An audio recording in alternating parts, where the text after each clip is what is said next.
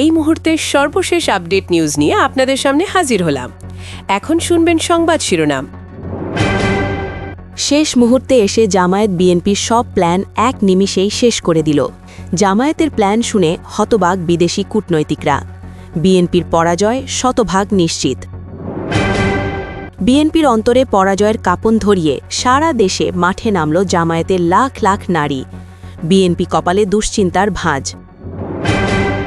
Mobile নেওয়ার ব্যাপারে সিদ্ধান্ত বাতিল না করলে ইসি ঘেরাওয়ের হুঁশিয়ারি নাহিদের।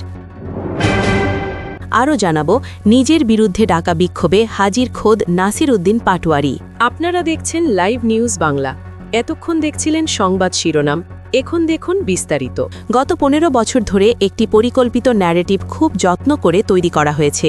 সেই বয়ানটি হল, জামায়াতে ইসলামী আন্দোলন করতে পারে, সরকার ফালাতে পারে, কিন্তু দেশ চালানোর মতো মেধা বা ব্রেন তাদের নেই।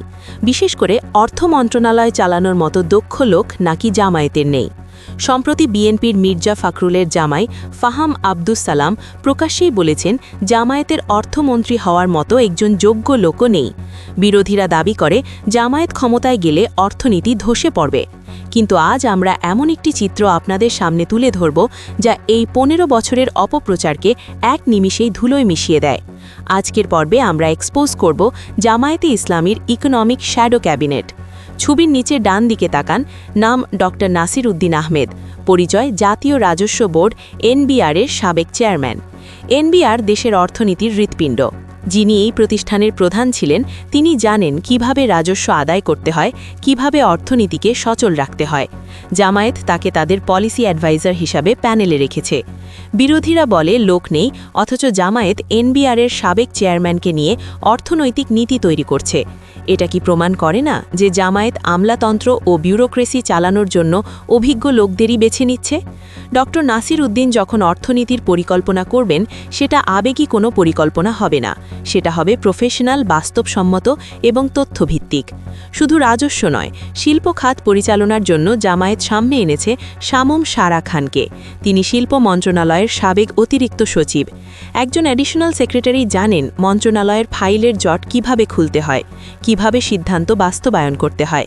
এখানেই স্পষ্ট, জামায়াত শুধু রাজনীতিবিদ দিয়ে নয়, টেকনোক্র্যাট ও বিউরোক্র্যাটদের সমন্বয়ে সরকার গঠন করতে চায়। এই একটি ছবি প্রমাণ করে জামায়াত 2026 সালের জন্য পুরোপুরি প্রস্তুত। অর্থ মন্ত্রণালয় চালানোর জন্য তাদের হাতে শুধু রাজনৈতিক নেতা নয়, রয়েছে দেশের সেরা ও সৎ আমলারা।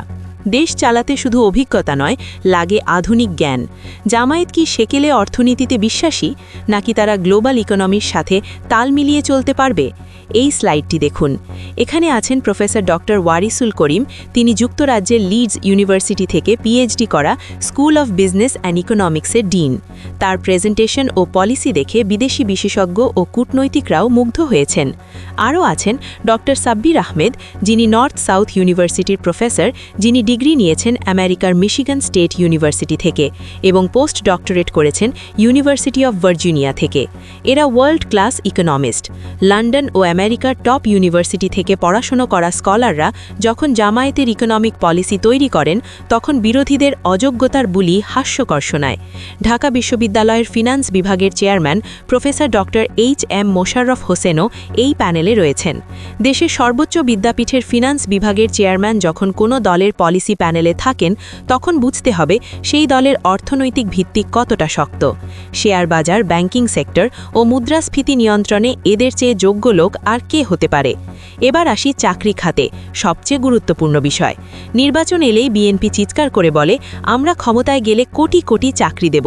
শুনতে ভালো লাগে, কিন্তু প্রশ্ন করুন কোন সেক্টরে, কি প্ল্যান, কি রোডম্যাপ? দেখবেন নীরবতা। একেই বলে ফাঁকা বুলি।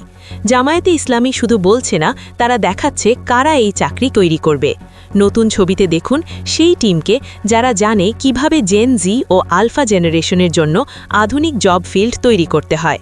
মসুদ রহমান সাবেক সিনিয়র ইঞ্জিনিয়ার ইন্টেল বিশ্বের সেমিকন্ডাক্টর জায়েন্ট, যিনি এমন প্রতিষ্ঠানে কাজ করেছেন তিনি জানেন কিভাবে বাংলাদেশে আইটি হাব ও হাইটেক পার্ক গড়ে তুলতে হয়। ইঞ্জিনিয়ার বেলাল আহমেদ বেসিসের এক্সিকিউটিভ কমিটির সদস্য।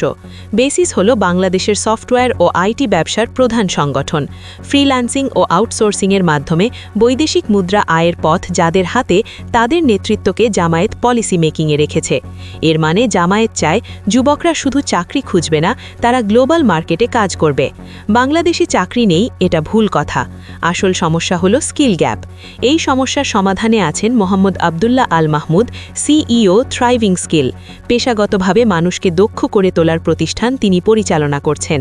তার সঙ্গে আছেন ডক্টর আশিকুর রহমান, যিনি এশিয়ার রিজনাল ম্যানেজার হিসাবে কাজ করছেন। গ্লোবাল কানেক্টিভিটি ছাড়া চাকরি সম্ভব নয়। জামায়াত সেটা ভালোভাবেই বোঝে। এবার পুরো চিত্রটা মিলিয়ে দেখুন। একদিকে সাবেক এনবিআর চেয়ারম্যান ও শিল্প মন্ত্রণালয়ের অতিরিক্ত সচিব, যারা ফান্ড ও ইন্ডাস্ট্রি গড়বেন, অন্যদিকে ইন্টেল ও বেসিসের অভিজ্ঞরা, যারা প্রযুক্তি বসিয়ে চাকরি তৈরি করবেন। বিএনপি দিচ্ছে শুধু রাজনৈতিক ভাষণ, জামায়াত দিচ্ছে অর্থনীতি প্লাস প্রযুক্তি প্লাস দক্ষতার একটি পূর্ণাঙ্গ ইকোসিস্টেম।